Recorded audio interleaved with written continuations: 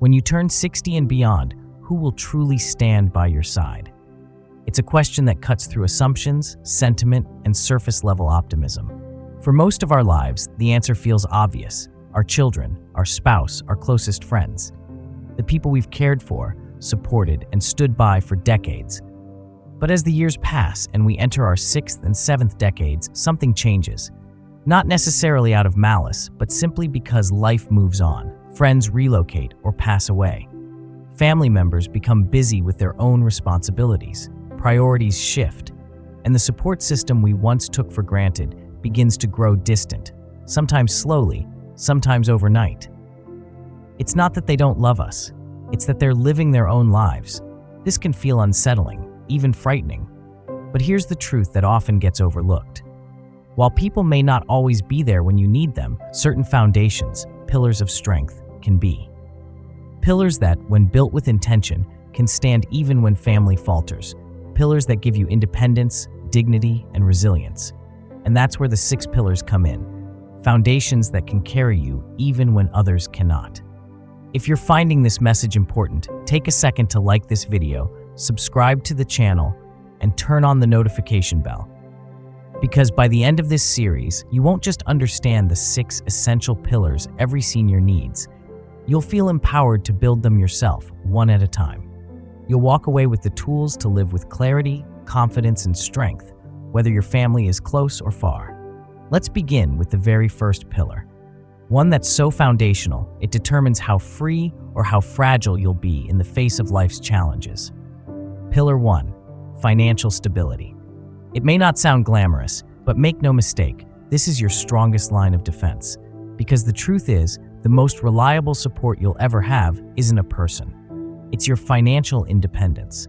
Money doesn't buy happiness, but it buys peace of mind, flexibility, and control.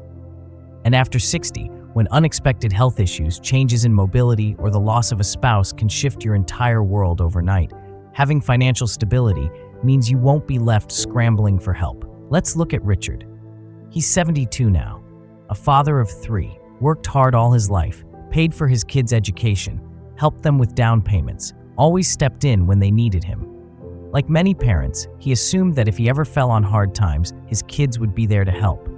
But when Richard faced a sudden medical emergency that drained his savings, the reality hit hard. His children weren't unwilling, they were simply unable. Between mortgages, school fees, and rising living costs, they couldn't offer more than emotional support. And for Richard, that wasn't enough to cover his bills. This isn't a rare story. It's the modern reality for millions of seniors. Depending on family financially is not a plan. It's a risk, and the only way to protect yourself from that risk is to take ownership now. Financial stability doesn't mean you need to be rich. It means you need to be prepared. Do you have enough saved for an emergency? Is your retirement income predictable and secure? Have you minimized unnecessary expenses and risks? If the answer to any of these is no, the time to act is today, not when the crisis hits.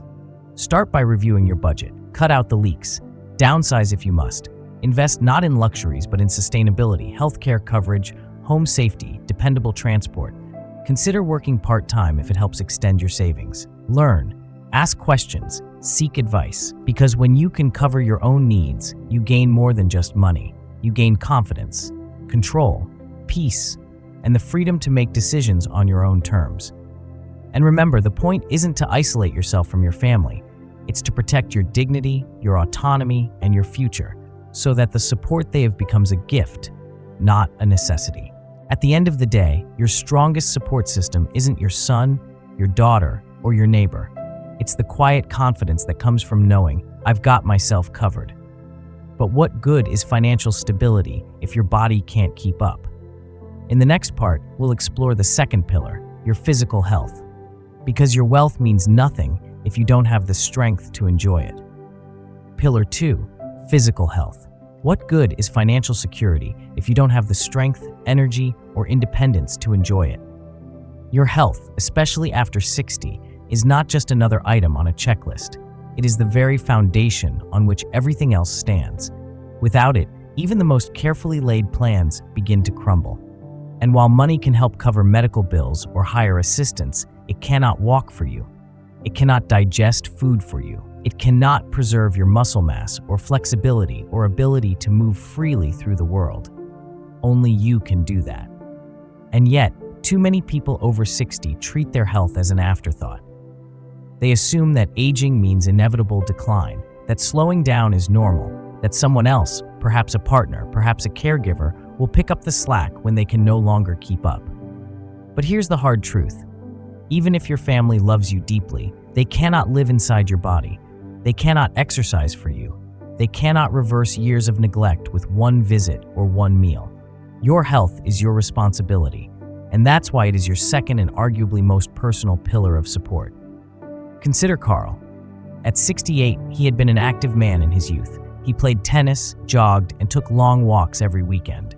But after retirement, his routine slowed. Days turned into weeks of sitting, snacking, and skipping checkups. He told himself he had time, that he would get back to it next month, then next year. But one day, walking up a flight of stairs left him breathless. Another day, he struggled to bend down and tie his shoes. Eventually, he found himself declining invitations to go out, not because he didn't want to, but because his body couldn't keep up. His children were concerned, but they lived far away. They visited when they could, but Carl knew they couldn't carry his weight for him. If he wanted to remain independent, he needed to act and fast. The good news, it's never too late to begin. Your body is incredibly adaptive, even in your 60s, 70s, and beyond. The key isn't perfection, it's consistency. You don't have to run marathons, but you do have to move. Walk every day, stretch your muscles, lift light weights or use resistance bands. Find exercises that match your ability and do them regularly. Even standing more often throughout the day can make a difference. Every step is a vote for your freedom. And let's not forget food.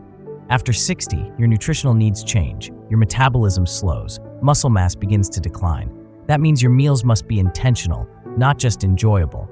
Focus on whole foods, lean protein, colorful vegetables, healthy fats, stay hydrated, and pay attention to what drains your energy or causes inflammation. Your body is speaking. Listen. Also, don't ignore the little signs.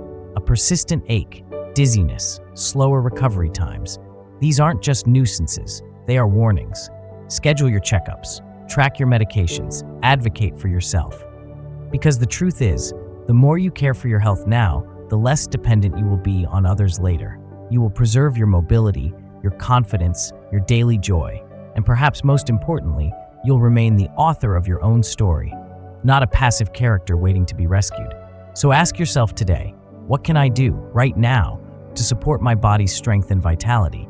And then do it. In the next part, we'll uncover a pillar that often gets quietly neglected, but is just as vital as health or finances. It's the pillar that keeps you connected, emotionally nourished, and less alone, your social circle. Let's talk about why relationships beyond family may be more important now than ever before. Pillar 3. Social circle. When you picture aging well, what do you see? A quiet home, some solitude, maybe more peace than in your younger years. While stillness has its beauty, there's one truth that never fades. We are wired for connection. After 60, one of the most underestimated yet essential sources of support is your social circle. Not just family, but friends, neighbors, kindred spirits, and those whose presence lifts you up. Loneliness isn't just an emotional ache, it's a health hazard. Research has found that chronic loneliness can be as detrimental to your well-being as smoking a pack of cigarettes a day. It shortens lifespan, worsens physical ailments, and accelerates mental decline. And yet, it often sneaks in so quietly, especially after 60. Friends retire or move away, loved ones pass on, children build lives of their own. Suddenly, the phone rings less, the invitations fade, days stretch longer, and evenings feel emptier. It's easy to accept it as part of aging, but isolation is not destiny. It's something we can choose to change. Take Margaret, for instance. She's 73, a widow with 2 grown sons who love her dearly but live far away. For a long time, Margaret waited for phone calls, for visits, for someone else to bring connection to her door. But eventually, she realized that waiting only deepened the silence. So she chose to act. She joined a local book club and started walking with a neighbor each morning. She even enrolled in a pottery class, something she hadn't done since her 20s. What changed wasn't the world around her, it was how she stepped back into it. Her life filled again with voices, laughter, and warmth. Not because her family suddenly had more time, but because she built a new circle around herself. You don't need a dozen new friends to feel fulfilled. You need moments of real connection, someone who asks how you're doing and truly listens, someone who makes you laugh, someone you can look forward to seeing again.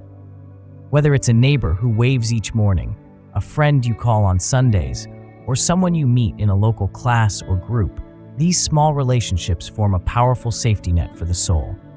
And no, it's never too late to start. Friendship is not the privilege of youth. It's the lifeblood of healthy aging. So if you found your world has grown quieter lately, don't let that quiet turn into loneliness. Reach out, reconnect, say yes to that invitation. Smile first, initiate the coffee catch-up. Rebuild, one conversation at a time. Because when your days are filled with connection, when there are people who know your name and care that you're there, everything changes. You feel seen, valued, alive. In the next part, we'll explore something even deeper, your sense of purpose. When roles fall away and time stretches out before you, what gives your life direction? Let's uncover why purpose is not just a luxury, but a powerful source of strength in later life. Pillar 4, sense of purpose. What gets you out of bed in the morning? Not because someone told you to, but because something within you rises with intention. After 60, when many external roles start to fade, this question becomes more important than ever. It's easy to mistake retirement or an empty nest for the end of your usefulness, but purpose does not retire, it evolves. For decades, your identity may have been defined by your work, by parenting, by being a spouse, a provider, a helper. But when those roles change, a space opens up, a quiet one, and it can either become a void or a canvas. This is the moment to rediscover what makes your heart beat faster, what stirs your curiosity, what makes you feel that your presence in the world still matters. George, a 70-year-old retired engineer, faced this exact crossroads. At first, he welcomed the calm that retirement brought. He watched TV, slept in, stayed home. But after a few months, the restlessness began. The days started to blend together, and the spark that once drove him started to dim. It wasn't depression, it was disconnection from purpose. Then, through a friend, he discovered a local after-school program where he could help kids learn basic engineering concepts. At first, he doubted himself. "I'm not a teacher," he said. But he showed up anyway. Soon, he found himself looking forward to each session. He saw kids light up with ideas, ask questions, build things with their hands. And in that exchange, George found something he didn't even know he was missing. He was needed. He was making a difference again. Your sense of purpose doesn't have to come from something big or public. It doesn't have to make headlines. It just has to make you feel alive. It can be creating something with your hands, mentoring a neighbor, planting a garden, learning to paint, telling your story through writing or memory books. Even waking each morning with a plan to move your body, nourish your mind, and connect with one person can become a deeply meaningful rhythm. When you have a reason to show up for the day, everything changes. Your mood lifts, your energy rises, your mind sharpens, and the world begins to feel like a place you still belong to, not just as an observer, but as a contributor. And if you're sitting here wondering, but what do I have to offer now? The answer is simple. Your life, your experience, your voice, your presence. You are a library of insight and humanity. There is someone who needs exactly what you've lived through, someone who could grow from hearing what you know. Purpose doesn't always arrive in a grand vision. Sometimes it arrives in a whisper. Pay attention to the things that bring you joy. Follow what makes time disappear when you do it. Start small, but start, because without purpose, days become routines. But with purpose, they become chapters, and you're still writing your story. In the next part, we'll talk about a kind of strength no one can give you, but everyone needs: emotional resilience. Life will test your heart, even in later years. But how you rise after life's hardest moments is what defines your deepest support. Pillar 5, emotional resilience. There's a quiet kind of strength that doesn't always show itself on the outside. It doesn't wear medals or make speeches. It reveals itself when you lose someone dear, when you're faced with unexpected change, or when you sit alone in a room and choose peace instead of panic. That strength is emotional resilience, and it may just be the most important pillar of all. Life after 60 doesn't get easier, it gets different. The changes are often subtle at first, then suddenly overwhelming. The phone rings less. People you love move away or move on. Your body aches in new places, and sometimes the silence of your own thoughts feels louder than ever. In those moments, what truly carries you through isn't advice or money or even the presence of family. It's your own ability to process, withstand, and rise. Too often, we place emotional expectations on our children or relatives, believing they should always be there for us in our hardest moments. And while their care is real, their capacity isn't endless. Everyone is fighting battles you may not see. You cannot always depend on others to lift you emotionally, especially if you haven't first learned how to hold yourself. That was a lesson Helen, 75, had to learn the hard way. After her husband passed away, she leaned heavily on her adult children, and they were there for a while. But over time, their visits grew shorter, their calls less frequent. Not because they didn't love her, but because their own lives were full. At first, she felt abandoned. Then, she realized something powerful. Her healing wasn't their job, it was hers. So Helen took small, brave steps inward. She began attending a local grief support circle. She started journaling each morning, not to solve her pain, but to name it. She created rituals of quiet reflection, where she'd simply sit by the window with tea and speak to her husband out loud. Slowly, something shifted. The sadness didn't disappear, but it loosened its grip. And in its place, she found a steadiness that came not from outside, but from within. Emotional resilience doesn't mean you never cry or crumble. It means you trust that when you do, you can get back up. It's not about pretending to be strong. It's about becoming strong by walking through the hard things with honesty and grace. When you give yourself room to feel, without judgment, without rushing, it's like building emotional muscle. You start to learn what soothes you, what centers you, and how to support yourself when no one else is around. And perhaps the most comforting truth is this: the ability to sit with discomfort and still choose peace is one of the greatest superpowers of aging. Because when the world feels uncertain, when the people you counted on are no longer as close, the one person you can always return to is yourself. And the more you cultivate that inner steadiness, the less shaken you are by life's tremors. You'll still feel the full range of human emotions: grief, fear, frustration, loneliness, but you'll learn not to be afraid of them. You'll learn that those emotions pass, that they change, that they teach. And most of all, you'll learn that you don't have to be rescued from them. You just have to ride them out with courage. That's what it means to be resilient. Not cold, not indifferent, but grounded, aware, and deeply compassionate with yourself. And that strength will carry you further than almost anything else.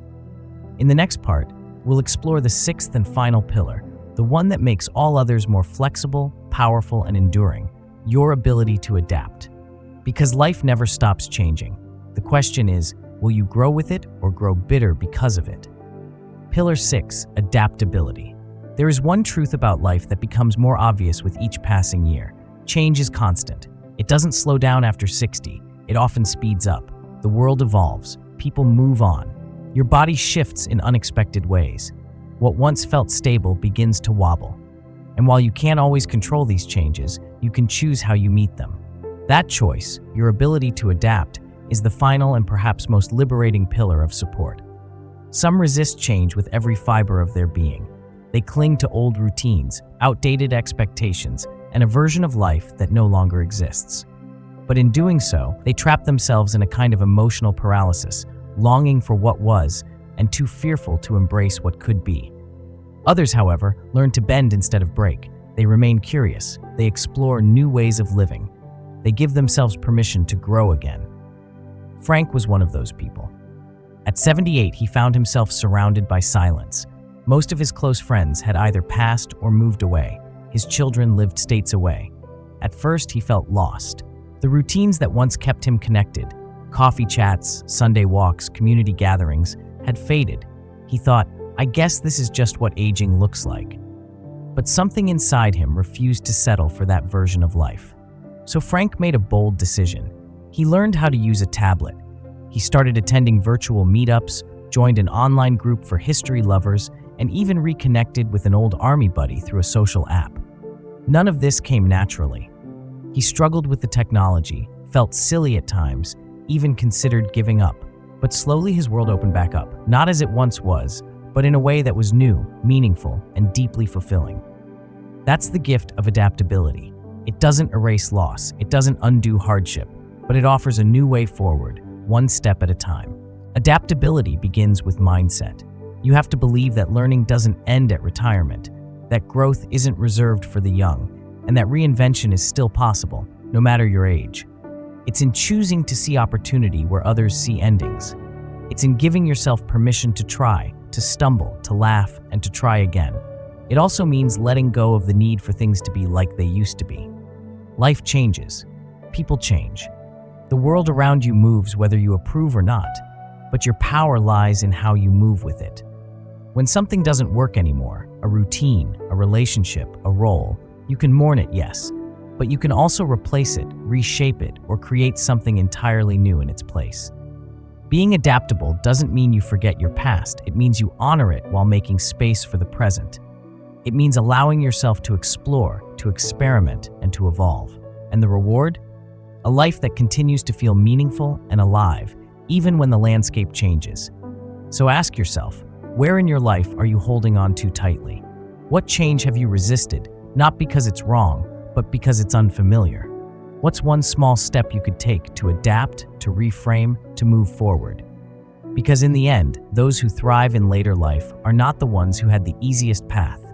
They're the ones who kept walking, even when the road turned unexpectedly. In the final part of this journey, we'll bring all 6 pillars together. We'll reflect on how these foundations create a life of independence, peace, and dignity after 60, and why the most important support system you'll ever have is the one you build for yourself. Final thoughts. Build the life that carries you. You've now walked through the 6 pillars, each one a vital foundation for life after 60. These are not just ideas, they are truths drawn from experience, reflection, and the quiet wisdom that aging so generously offers.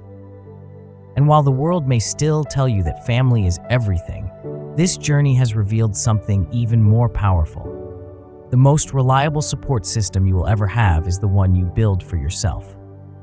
When you stand on the strength of your financial stability, you don't have to beg for help or suffer in silence. You meet each bill, each unexpected expense, with calm and clarity.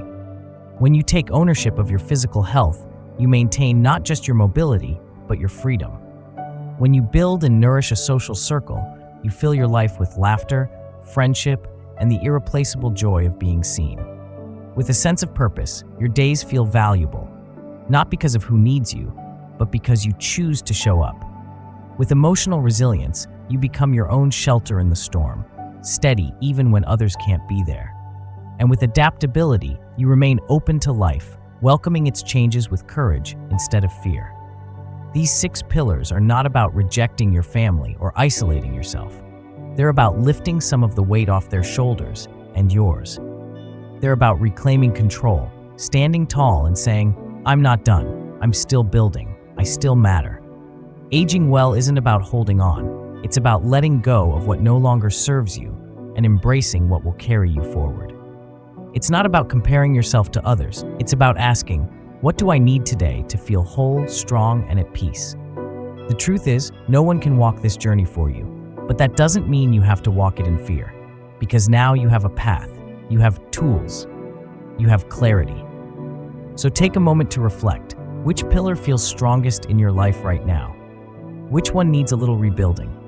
What's one small action you can take this week to reinforce your foundation? Write it down, speak it aloud, begin again. Because you are not powerless. You are not waiting to be saved. You are already building something strong, beautiful, and lasting, one step at a time. Thank you for being here, for giving yourself the gift of reflection and direction. If this series helped you, please consider liking this video, subscribing to the channel, and sharing it with someone who may need to hear it. And most importantly, leave a comment below and let us know which of the 6 pillars spoke to you most, and what will you do next? We read every word, and we walk this journey with you. You're not alone. You're prepared. you're growing, and your life right now is worth building with intention, grace, and love. Until next time, take care of yourself and keep building.